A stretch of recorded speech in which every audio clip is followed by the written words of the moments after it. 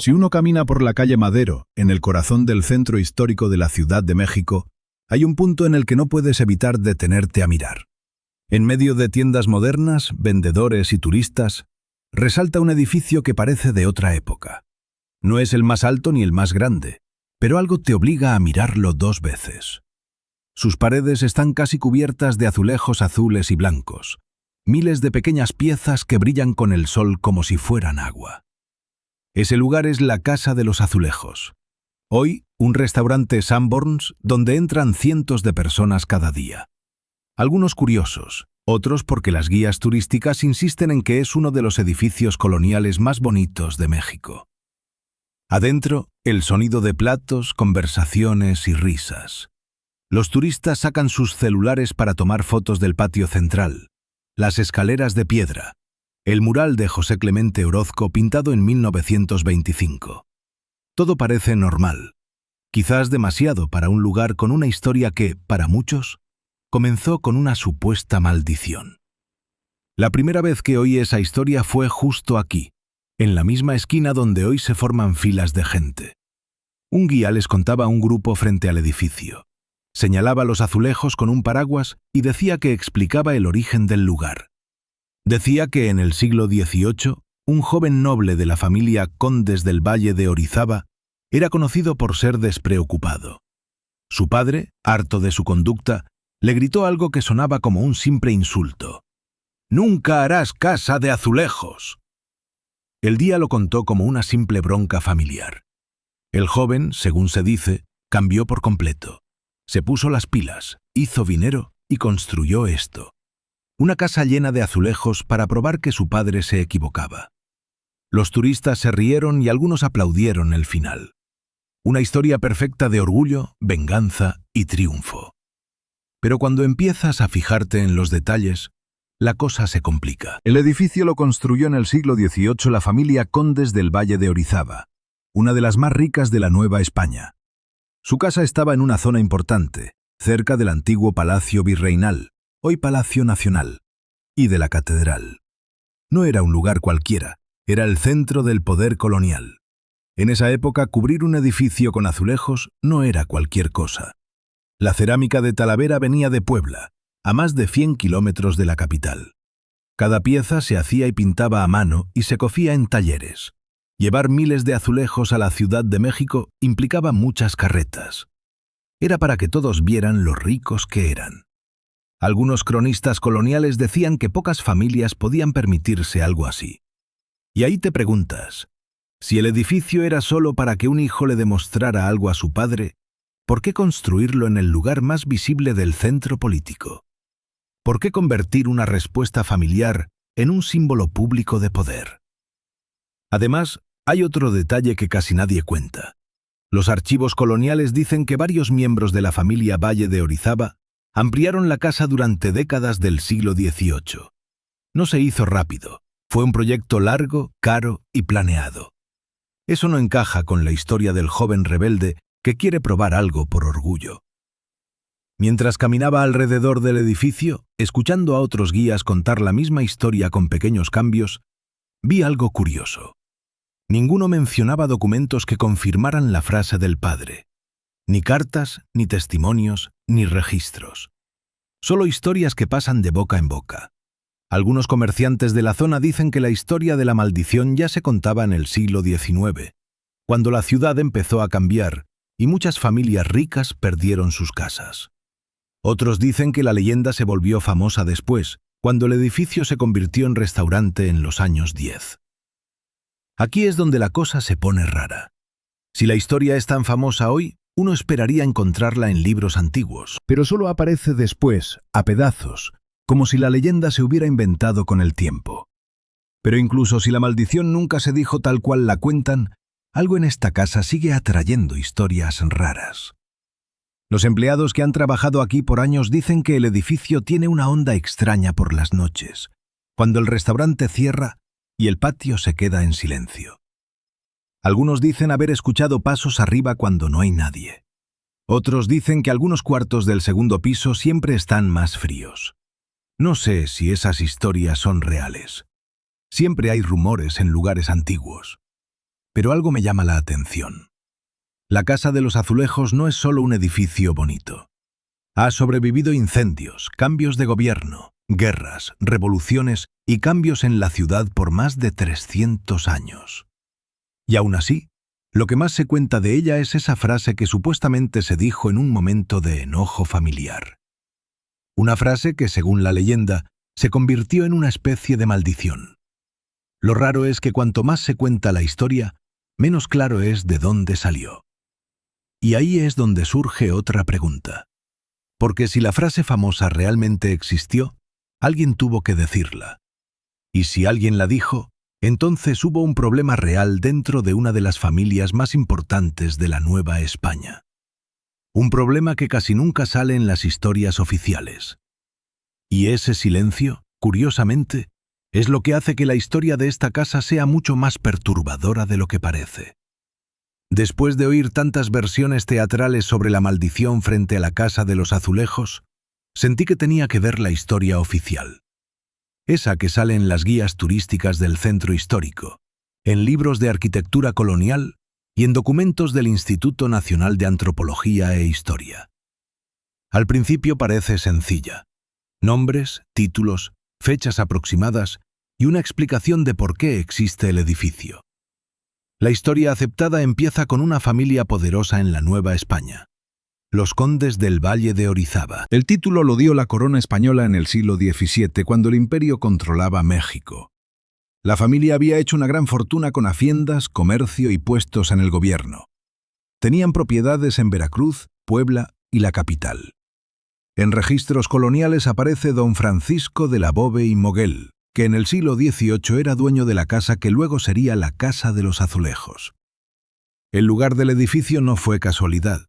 Estaba en la calle de Plateros, hoy Madero, una de las más importantes de la ciudad. Conectaba el Zócalo con zonas comerciales y donde vivía la élite colonial. A pocos minutos estaban el Palacio Virreinal, la Catedral y edificios del gobierno español. No era una casa discreta, sino en el centro del poder. Según la versión oficial, la casa original era de finales del siglo XVI, pero la familia Valle de Orizaba la cambió mucho en el siglo XVIII. Lo más famoso fue poner azulejos de Talavera en toda la fachada. La cerámica venía de Puebla, que era el centro de producción de azulejos en la Nueva España. La talavera poblana era cara, delicada, y las familias ricas la valoraban mucho. Llevar miles de azulejos de Puebla a la Ciudad de México era complicado. Las carretas tenían que viajar más de 100 kilómetros por caminos de tierra. Cada azulejo se hacía y pintaba a mano, y se cocía en hornos. Cubrir una casa con eso no era solo por verse bien, era mostrar riqueza. Algunos documentos de arquitectura dicen que los azulejos se pusieron a mediados del siglo XVIII. No hay una fecha exacta, pero muchos textos hablan de esas décadas como el momento en que la fachada tomó su forma actual. El estilo barroco novohispano del edificio coincide con esa época, cuando muchas casas ricas empezaron a tener fachadas más decoradas. Adentro, la estructura es como las casas coloniales. Un patio central con arcos de piedra, balcones arriba y cuartos grandes que daban al interior. Era un diseño para el clima y para la vida social de la élite. Las familias ricas recibían visitas, hacían reuniones y mostraban su nivel social en estos patios. La historia oficial cuenta todo esto fácil. Una familia poderosa remodela su casa en el centro de la capital, gasta mucho dinero en azulejos de Talavera y crea una fachada que se vuelve una de las imágenes más conocidas de la arquitectura mexicana. Un gesto de orgullo, dicen muchos. Una muestra de riqueza, dicen otros. Hasta aquí todo bien. Pero al revisar esas descripciones me di cuenta de algo curioso. Casi todos los textos están de acuerdo en los datos de arquitectura, los nombres de la familia y la época. Pero cuando aparece la historia del padre que grita «¿Nunca harás casa de azulejos?», la cosa cambia. Algunos autores la mencionan como una simple leyenda, otros ni la ponen. Eso me llamó la atención, porque hoy la historia de la maldición casi no se puede separar del edificio. Los guías de turistas la cuentan como si fuera el origen del palacio. Pero al revisar los documentos que describen la casa desde la historia o la arquitectura, esa frase casi desaparece. Además, hay otro detalle que casi no se dice. La familia Valle de Orizaba no construyó solo una casa importante en la ciudad. Tenía varias propiedades en la capital y en otras regiones, pero ninguna estaba cubierta de azulejos como esta. Ninguna. Eso me parece raro. Si cubrir una casa con cerámica era solo para mostrar riqueza, ¿por qué solo lo hicieron una vez? Y si el edificio era solo una casa más, ¿por qué esta fachada se convirtió en uno de los símbolos arquitectónicos más conocidos del país? Cuanto más leo la historia oficial, más siento que explica bien la arquitectura, pero deja muchas preguntas sin responder sobre las personas que vivieron aquí, sobre sus problemas, sus decisiones y, sobre todo, sobre de dónde salió esa frase que hoy todos repiten frente al edificio. Porque si la historia del padre enojado fuera solo un invento, alguien tuvo que inventarla. Y si alguien la inventó, probablemente tuvo una razón. Y esa razón casi nunca aparece en los documentos que cuentan la historia oficial de la Casa de los Azulejos. Mientras trataba de entender por qué la historia oficial del edificio habla tanto de arquitectura, fechas y familias, pero casi evita la frase del padre, me encontré con algo curioso. La leyenda no aparece primero en documentos oficiales, sino en historias que la gente del centro de la ciudad ha contado por generaciones. Y como suele pasar, cada versión tiene pequeños cambios, pero todas coinciden en algo. El problema entre un padre poderoso y un hijo al que veía como un fracaso. En varias guías antiguas del centro histórico, publicadas a finales del siglo XIX, ya se menciona una historia sobre la familia Condes del Valle de Orizaba. No como algo comprobado, sino como una historia popular de la ciudad. Según esa historia, uno de los herederos de la familia tenía una vida que escandalizaba a su padre. El joven pasaba más tiempo en cantinas, fiestas y carreras de caballos que cuidando las propiedades de la familia. En esa época, a mediados del siglo XVIII, la reputación de una familia noble era importante. En la Nueva España, los ricos tenían que demostrar disciplina, riqueza y obedecer las reglas. Los títulos dependían del prestigio, y el prestigio de la conducta pública. Un heredero irresponsable podía ser un problema. Algunas versiones dicen que el joven era de la familia Valle de Orizaba, y que su padre, un conde con mucha fortuna en haciendas y comercio, se había hartado después de varios escándalos. En la calle de Plateros, que hoy es Madero, había rumores de deudas de juego y fiestas. No hay pruebas de eso, pero los rumores aparecen en historias posteriores del siglo XIX. Según la leyenda más contada, el problema ocurrió en la casa de la familia. El padre, enojado, gritó una frase que ha durado por siglos. «Nunca harás casa de azulejos».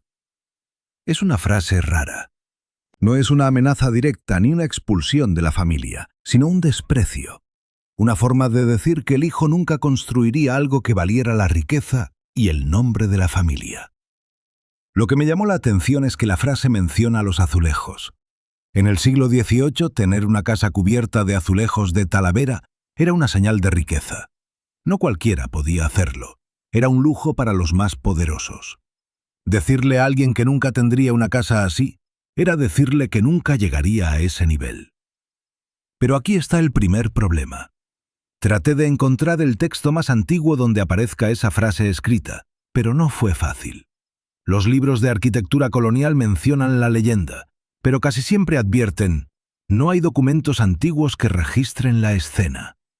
No hay cartas familiares que mencionen el problema, ni cronistas que hayan escrito la frase en ese momento. Eso no significa que el problema no haya existido. Los problemas familiares casi nunca se registran en documentos, pero sí significa que la historia que se cuenta hoy probablemente se inventó después. Algunos piensan que la leyenda empezó a circular en el siglo XIX, cuando el edificio ya era famoso por su fachada de cerámica. La gente se preguntaba por qué una casa tenía una decoración tan exagerada, y ahí apareció la explicación perfecta: un hijo rebelde tratando de demostrar algo. Pero hay un detalle que casi nadie menciona. En varias versiones, el padre no solo dice la frase con desprecio, sino como una maldición. No simplemente «no podrás», sino «nunca lo lograrás». En la cultura colonial, las palabras tenían importancia. Las maldiciones familiares, las bendiciones y los juramentos religiosos se tomaban en serio. Las historias de la Nueva España están llenas de cuentos donde una frase dicha con enojo se vuelve casi mágica. Al hablar con guías que cuentan la historia frente al edificio, varios coincidieron en algo curioso. Muchos creen que la Casa de los Azulejos se construyó para desafiar esa frase, como si el edificio fuera una respuesta a la maldición. Pero aquí la historia se complica de nuevo. Según los datos de arquitectura, la casa se construyó y remodeló por años con la ayuda de varios miembros de la familia. No parece algo que un joven decide hacer rápido. Entonces surge una pregunta incómoda. Si la frase se dijo, ¿quién era ese hijo? Porque en los documentos de la familia Valle de Orizaba aparecen varios herederos en el siglo XVIII, y ninguno es descrito como un fracaso. Es posible que la historia haya simplificado un problema más grande. Tal vez hubo peleas por herencias, reputación o poder dentro de la familia.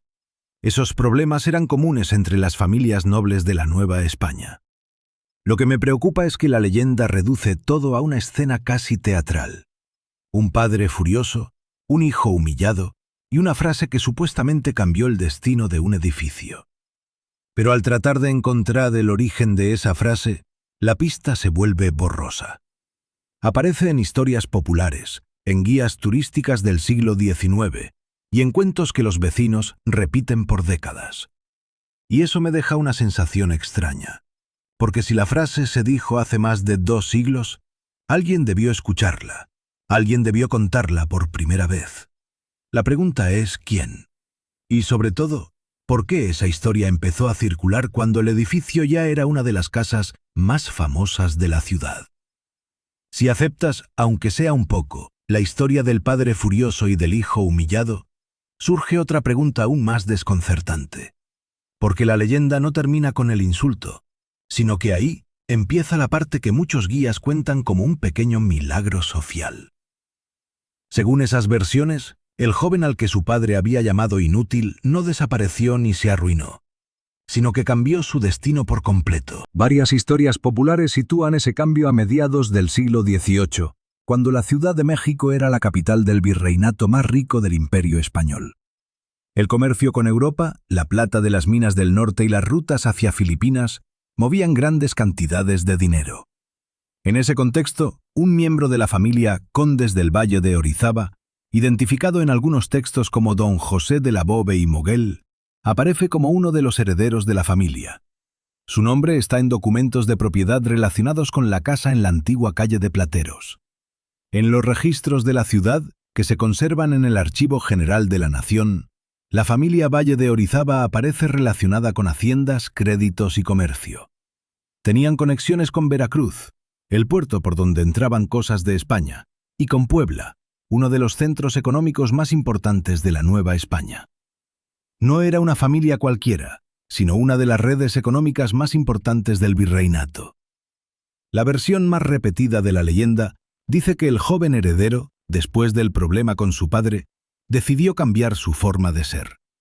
Dejó las fiestas, empezó a ayudar en la administración de las propiedades familiares y recuperó el respeto dentro de la sociedad de la ciudad. En resumen, pasó de ser un problema para su familia a ser un hombre capaz de manejar una gran fortuna. Lo interesante es que ese tipo de cambios eran posibles en la sociedad colonial. La riqueza dependía mucho de las conexiones familiares. Si un heredero demostraba ser responsable, podía tener responsabilidades en el negocio familiar. En muchos casos, eso significaba administrar haciendas, participar en el comercio de productos del campo o manejar préstamos entre comerciantes y dueños de tierras.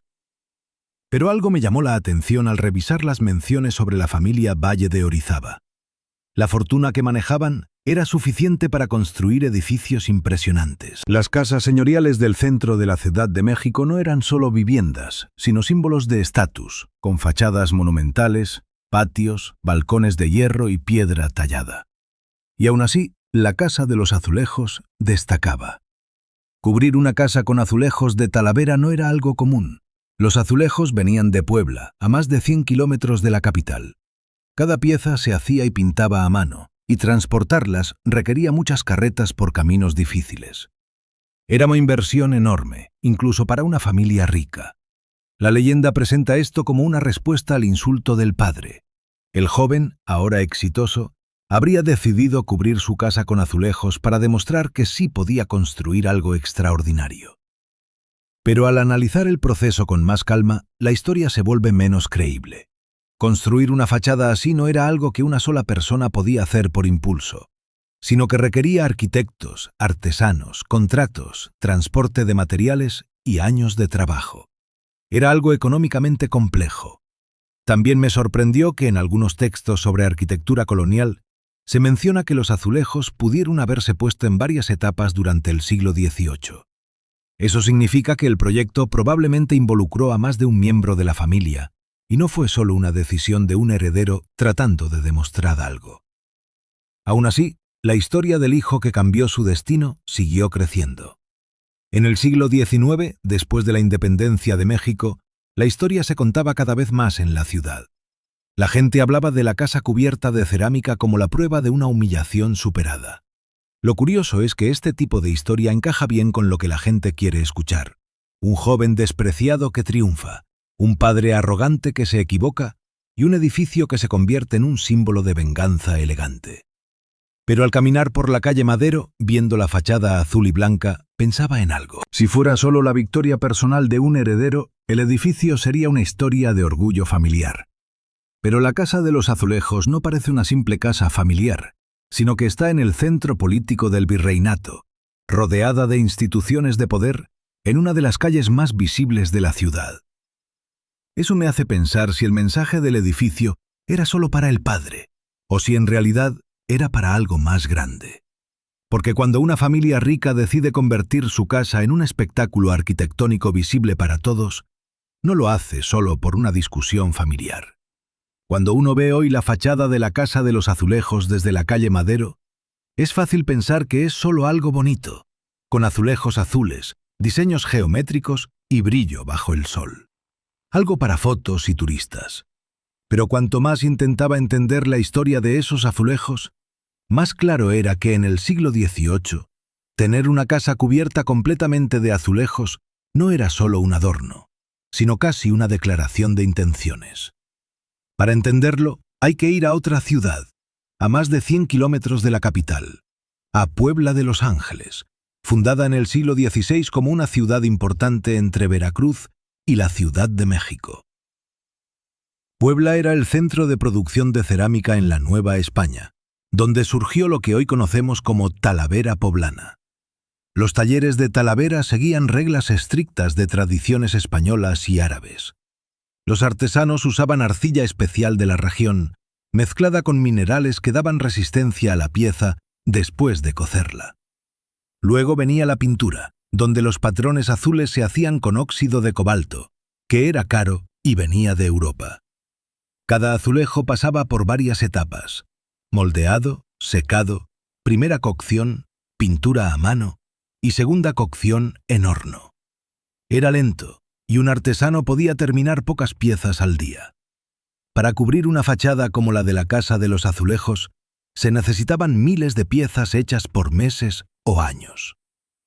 Al encontrar ese dato, la lógica cambió un poco. Ya no era una decisión rápida, sino un proyecto enorme, coordinado entre talleres en Puebla, personas que llevaban los materiales, constructores y artesanos en la capital. El transporte era complicado. Las carretas que llevaban mercancías desde Puebla a la Ciudad de México viajaban por caminos difíciles a través de montañas y valles. El viaje podía durar varios días y los azulejos tenían que ir protegidos para no romperse. Cada pieza dañada era dinero perdido. Eso me hizo pensar en algo que casi no se menciona al contar la leyenda del hijo que desafió a su padre. Cubrir una casa completa con azulejos no solo era caro, sino excesivo. En la arquitectura colonial, los azulejos se usaban en interiores, en patios, escaleras, fuentes o cocinas. También podían estar en partes de las fachadas, alrededor de ventanas o balcones, pero cubrir casi todo el exterior de un edificio era raro. Algunos expertos en arquitectura señalan que este tipo de decoración era más común en edificios religiosos o gubernamentales, como iglesias, conventos o edificios del gobierno. En esos casos, los azulejos representaban riqueza, estabilidad y prestigio. Entonces surge otra pregunta. ¿Por qué una casa en la calle de Plateros usó un estilo que normalmente era para edificios públicos o religiosos? La explicación fácil es la riqueza. La familia de los condes del Valle de Orizaba podía permitírselo, pero no me convence del todo. Porque había otras familias iguales de ricas y ninguna cubrió su casa completa con azulejos. Mientras caminaba frente al edificio, imaginando cómo se vería en el siglo XVIII, pensé en el impacto que debió causar. En una calle llena de casas de piedra gris, de pronto aparecía un edificio que brillaba con tonos azules y blancos. Era imposible ignorarlo. Los comerciantes, los funcionarios y los religiosos que caminaban hacia la catedral tenían que verlo. Era una fachada diseñada para ser vista, lo que hace que sea aún más extraño. Porque si la casa realmente se cubría de azulejos por una discusión familiar, terminó siendo un espectáculo público. En algunas historias de la gente hay explicaciones aún más curiosas. Algunos vecinos decían que los azulejos eran un mensaje silencioso, una forma de demostrar poder sin hablar, no solo para un padre, sino para toda la ciudad. No he encontrado documentos que confirmen eso, pero no es tan loco si se piensa en el contexto. En el siglo XVIII, las familias nobles competían por el prestigio. Las casas, los balcones, los carruajes y las fiestas eran formas de mostrar estatus. Pero aquí la historia se vuelve menos clara. Poner los azulejos requería dinero, permisos, trabajadores y tiempo.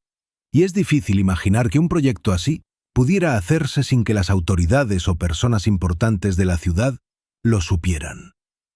Y sin embargo, al revisar los libros de la época, el edificio no se describe como una provocación o algo escandaloso, sino que simplemente aparece, como si la ciudad hubiera aceptado la fachada azul como algo normal.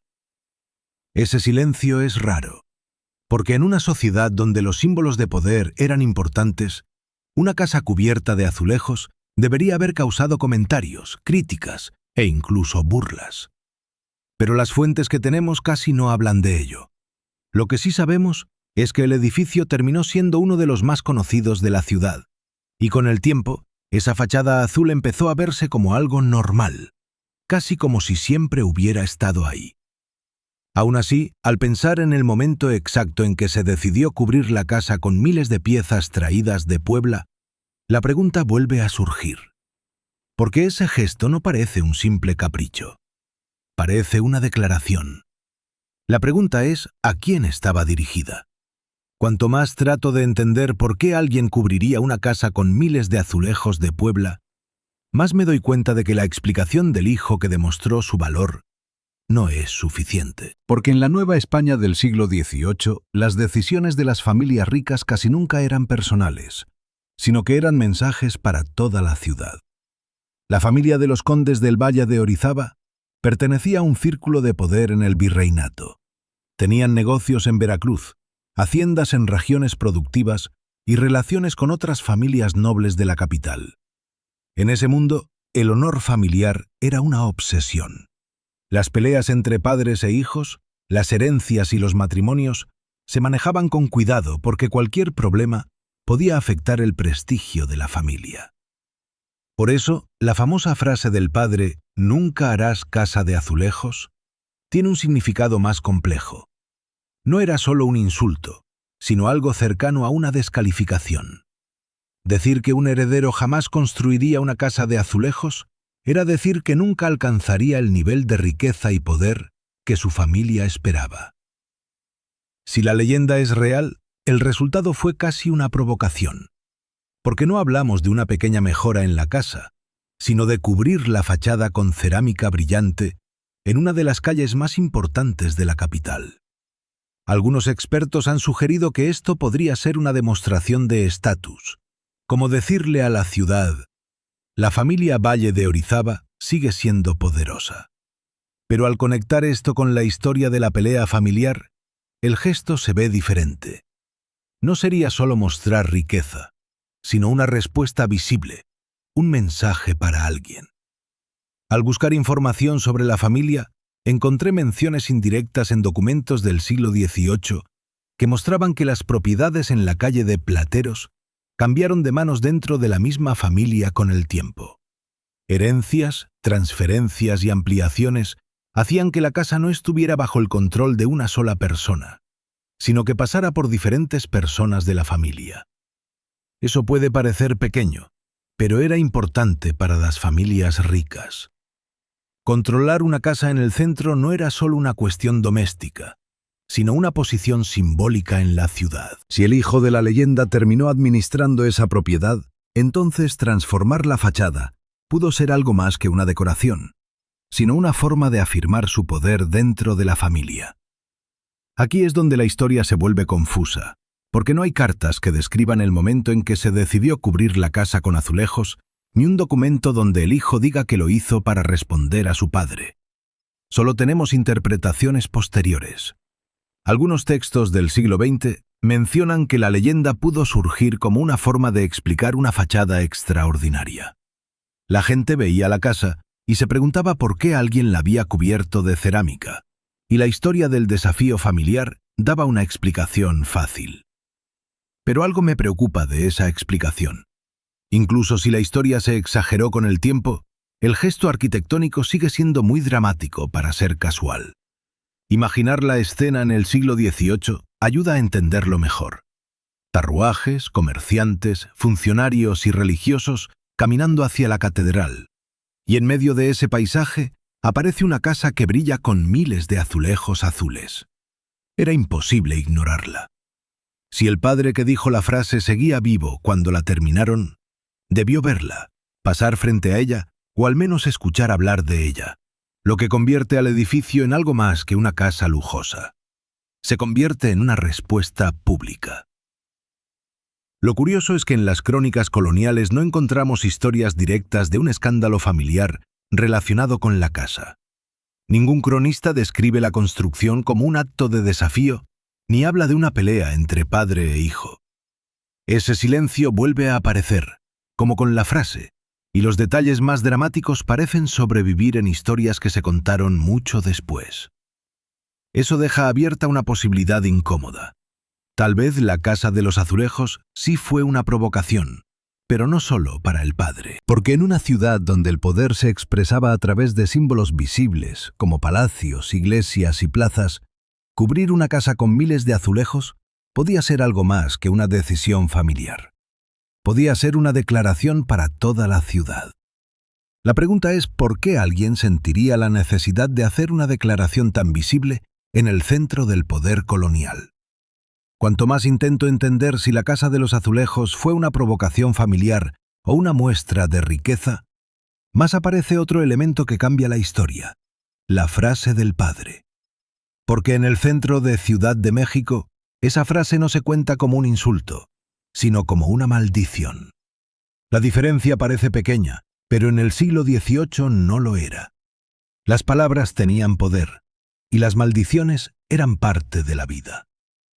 Las historias de la Nueva España están llenas de frases dichas con enojo que terminaban siendo un destino. En la calle Madero, cerca de la casa, hay vendedores que trabajan ahí por décadas. Uno me contó que su abuelo decía que el padre no solo gritó la frase, sino que lo hizo frente a la familia y a los sirvientes. En esa versión, la frase no era solo «nunca harás casa de azulejos», sino algo como una condena. Nunca serás digno de esta casa ni de este nombre. No hay documentos que registren esas palabras, pero historias similares aparecen en relatos del siglo XIX sobre la vida de los ricos en la capital. Los problemas familiares a veces se convertían en rumores que circulaban por la ciudad, donde los sirvientes escuchaban, los vecinos comentaban y los vendedores repetían la historia. Y con el tiempo, los detalles cambiaban. En algunas historias, el padre decía la frase antes de morir, mientras que en otras, la discusión ocurría durante una fiesta. Incluso hay relatos donde el joven era expulsado de la casa esa noche. Lo importante no es cuál versión es correcta, sino que todas terminan con la idea de que las palabras del padre fueron una maldición. Y aquí aparece algo que casi no se menciona al contar la historia a los turistas.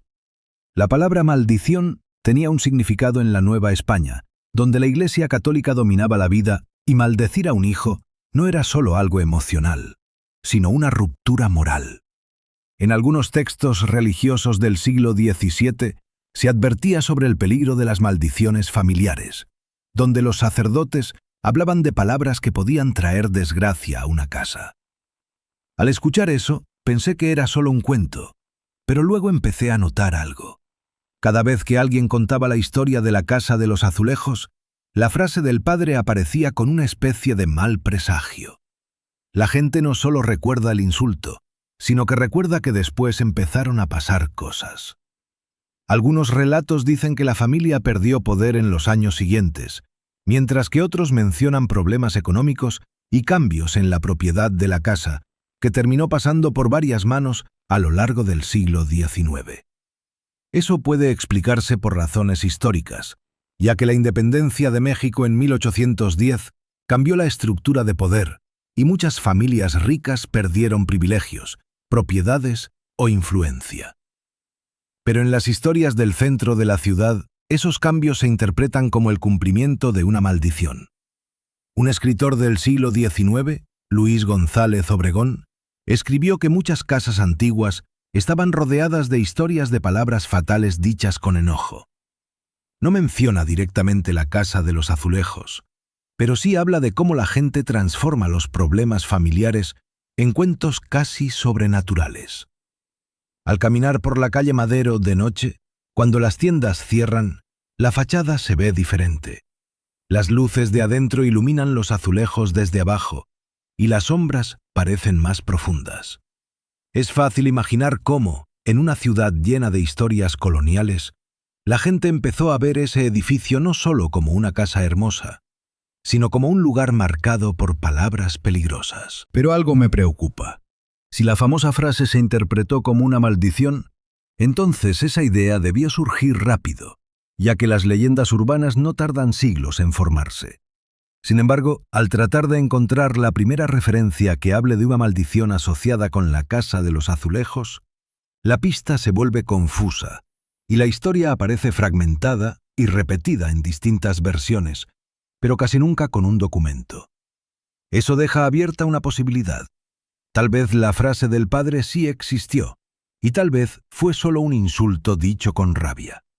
Pero también es posible que la idea de la maldición apareciera después, cuando la gente empezó a notar que la historia de esa casa no terminaba con la construcción de una fachada brillante. Porque algunas historias dicen que lo más extraño de la Casa de los Azulejos no ocurrió cuando se construyó. Si hay algo claro al revisar la historia de la Casa de los Azulejos, es que el edificio ha resistido el paso del tiempo. Imperios, guerras, cambios políticos, revoluciones, todo ha cambiado a su alrededor, pero ahí sigue. Esa resistencia ya da pie a historias. Pero lo que realmente alimenta las leyendas del centro no es solo su antigüedad, sino las experiencias de la gente que trabaja ahí hoy. De día es uno de los restaurantes más concurridos del centro de la ciudad. Turistas, familias, empleados de las oficinas cercanas. El ruido de platos y conversaciones llena el patio. Pero varios empleados me comentaron algo curioso. El ambiente cambia por completo al cerrar por la noche. Uno de los empleados, que lleva más de 10 años ahí, me contó que el segundo piso siempre ha tenido una fama rara entre el personal. Después de medianoche, cuando se apagan las luces y solo queda el personal de limpieza, algunos prefieren no quedarse solos en ciertas zonas del pasillo. No hablaba de fantasmas, sino de una sensación extraña, como si el lugar se sintiera pesado. Esa frase se repite en varias conversaciones. Un guardia nocturno dijo que algunas noches el patio parece amplificar cualquier sonido. Pasos desde el segundo piso, puertas que crujen, corrientes de aire en el edificio. Es verdad que las casas antiguas tienen estructuras complicadas. Los muros gruesos, las vigas de madera y los patios pueden producir ecos raros. Podría ser una explicación lógica. Pero hay detalles que los empleados cuentan una y otra vez. Una camarera me dijo que algunos evitan pasar por un balcón interior cuando el edificio está vacío, no porque hayan visto algo, sino porque sienten que alguien los observa desde el otro lado. Lo curioso es que esa sensación no la tienen los turistas ni los visitantes ocasionales, sino la gente que pasa muchas horas ahí, que conoce cada rincón. El restaurante que está ahora en la Casa de los Azulejos pertenece a la cadena Sanborns desde principios del siglo XX. Cuando los hermanos Francisco y Walter Sanborns compraron el edificio sobre 1910, lo convirtieron en uno de los lugares más lujosos de la ciudad. En esa época lo visitaban políticos, artistas y gente rica del gobierno de Porfirio Díaz. Hasta el pintor José Clemente Orozco hizo un mural dentro en 1925. Así que durante más de 100 años, el lugar ha estado lleno de gente, meseros, cocineros, músicos, visitantes. Miles de personas han pasado por ahí, y aún así, las historias raras siguen apareciendo. Un antiguo jefe del restaurante contó en una entrevista hace años que, en los turnos de noche, era común escuchar pasos en el segundo piso cuando no había nadie. Los guardias subían a revisar pensando que alguien había entrado después de cerrar, pero nunca encontraban a nadie. Busqué esas historias en los archivos del edificio, pero no encontré nada concreto del siglo XIX ni de principios del XX. Pero en recopilaciones modernas de leyendas del centro sí mencionan a la Casa de los Azulejos como un lugar donde algunos empleados hablan de presencias raras. Es difícil saber cuándo empezaron esas historias. En una ciudad como esta, donde muchos edificios tienen más de 300 años, las historias de fantasmas suelen aparecer tarde o temprano.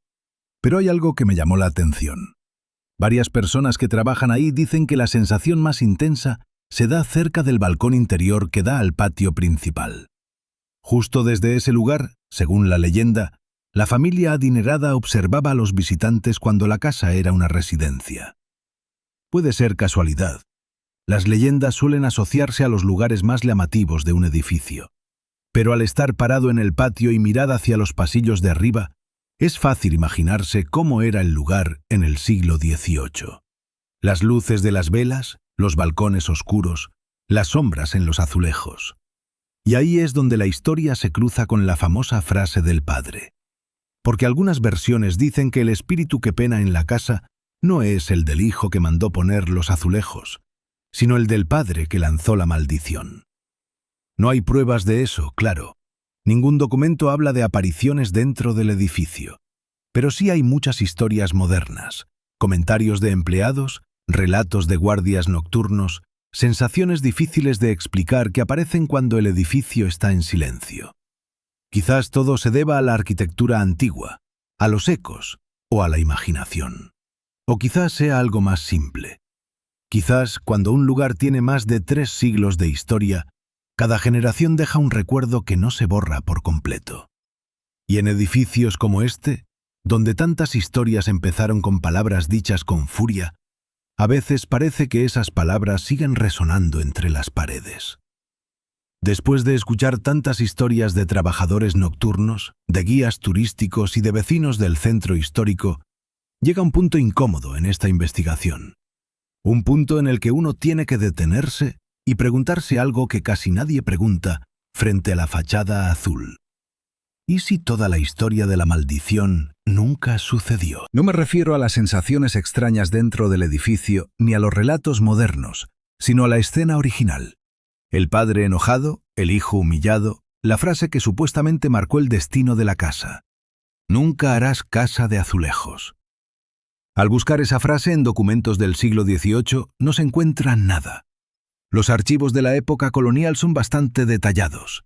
Hay contratos, registros notariales, testamentos y cartas de familias adineradas.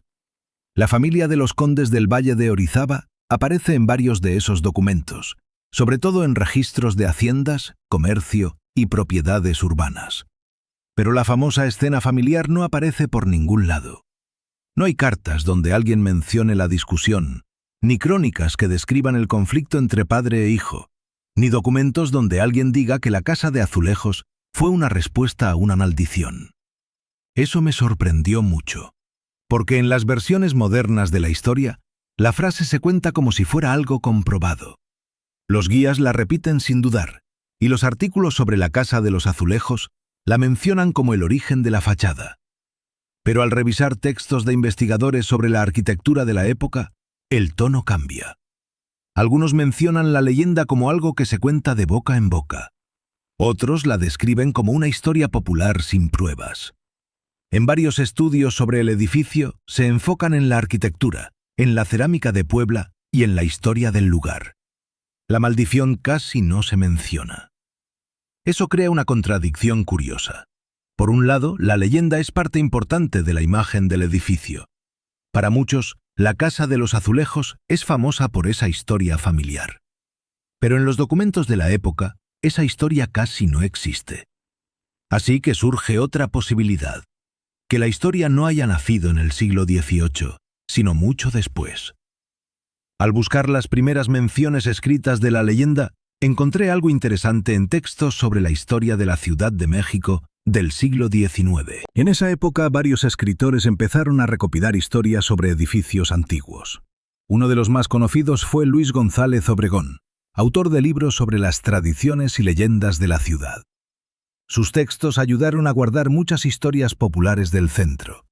Sin embargo, hasta en sus relatos la historia de la Casa de los Azulejos aparece de forma poco clara, más como un cuento que como un hecho real. Eso quiere decir que cuando esas historias empezaron a escribirse, ya habían pasado más de 100 años desde que se construyó la fachada. Ese detalle cambia todo, porque si la leyenda apareció en textos del siglo XIX, es posible que la historia del padre y el hijo haya sido una explicación inventada para un edificio que ya era famoso por su aspecto. Basta con imaginar la situación. Un edificio lleno de azulejos en una calle importante. Una fachada que llama la atención de cualquiera que pase por ahí. Es lógico que la gente se preguntara por qué alguien había construido algo así. Y cuando la historia original se pierde, la gente suele inventar otras historias más llamativas. Un padre que insulta a su hijo, un desafío, una maldición. Es una historia perfecta, fácil de recordar, fácil de contar, fácil de repetir a los turistas.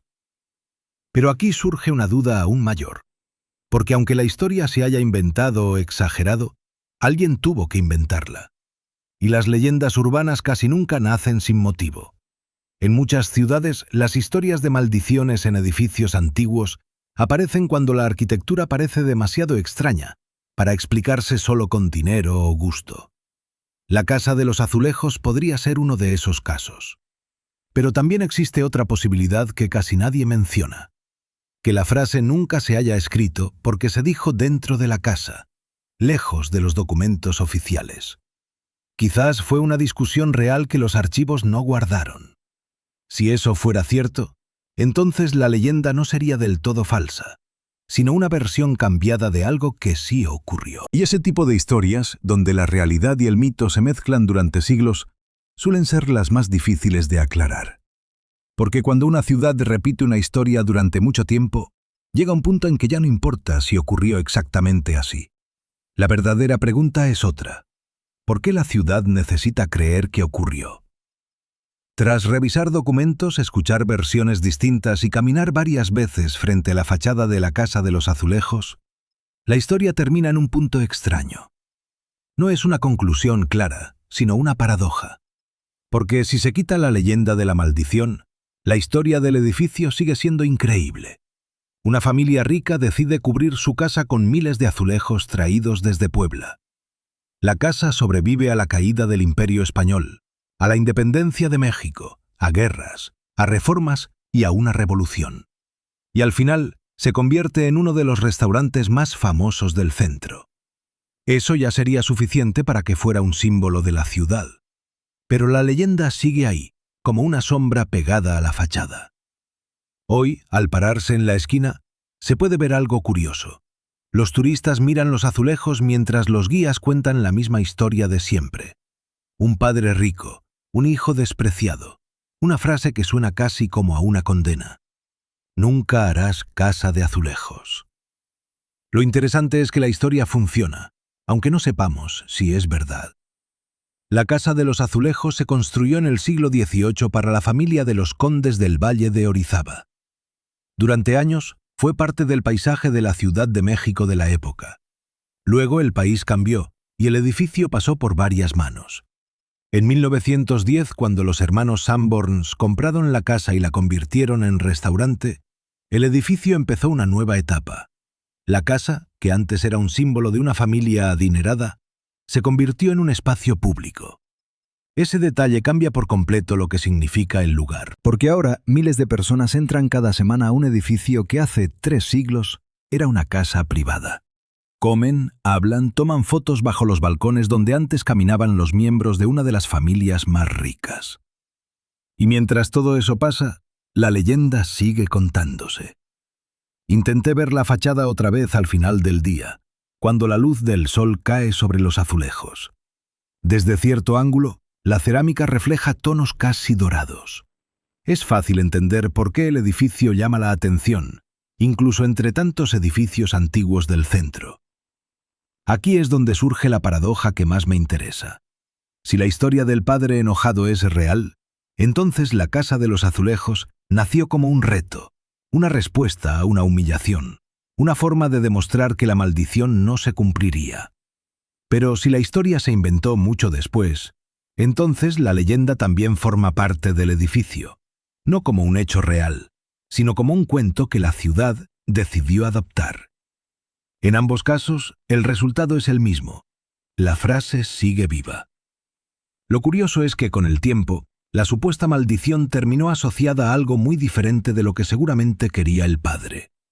Si de verdad dijo esas palabras, fue para decirle a su hijo que nunca lograría nada importante. Hoy, esa frase se relaciona con uno de los edificios más famosos de México. Un edificio que aparece en guías de arquitectura, en fotos del centro y en miles de publicaciones de turismo cada año. Es difícil imaginarse una ironía más grande, una frase de desprecio que termina siendo el origen de un símbolo cultural.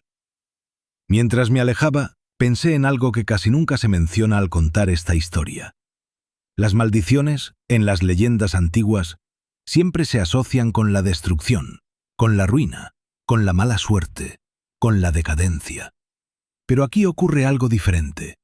Si la maldición existió, no destruyó la casa, sino que la creó. Y eso deja una última pregunta en el aire sobre la fachada, que ha visto pasar la ciudad durante más de 3 siglos. Quizás la verdadera historia de la Casa de los Azulejos no sea la de una maldición, sino la de cómo una frase dicha con enojo terminó convirtiéndose con el tiempo en una de las historias más contadas de la Ciudad de México. Y como ocurre con muchas historias que duran siglos, lo que importa no es si ocurrió exactamente así, sino que la ciudad sigue necesitándola. Pero aquí vuelve a aparecer una duda que me inquieta. Si la famosa frase se interpretó como una maldición, entonces esa idea debió surgir pronto. Las leyendas no tardan siglos en formarse, sino que nacen cuando aún hay testigos, cuando la memoria está fresca. Pero al buscar la primera mención clara de una maldición en la Casa de los Azulejos, la información vuelve a ser confusa. La historia aparece a pedazos, repetida en versiones distintas, pero casi nunca relacionada con un documento concreto. Eso deja abierta una posibilidad perturbadora. A lo mejor la frase del padre sí existió, pero fue solo un insulto dicho con rabia. Pero también es posible que la idea de la maldición haya aparecido después, cuando la gente empezó a notar que la historia de esa casa no terminaba con la construcción de una fachada brillante.